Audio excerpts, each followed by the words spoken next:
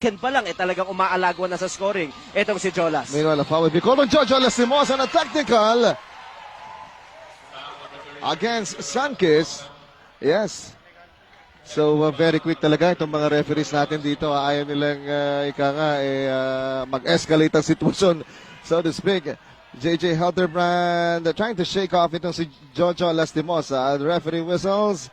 And resentment to a call. At technical po yan. And you really have to adjust dito kay referee Balicer dahil kailangan talaga, kumbaga, you really also have to adjust dito sa mga calls sa mga referees.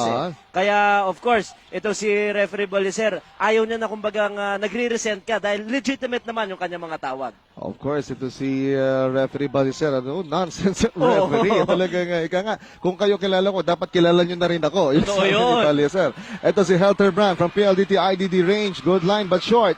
Here's Arboleda giving it to Lastimosa. The back pass to Ellis. Ellis, triple team. Buti nakakakita pa ng liwanag dun si Ellis para magpasa. Ellis, turnaround shot. Again, he forced that one. He's getting very, very impatient itong si Harold Ellis.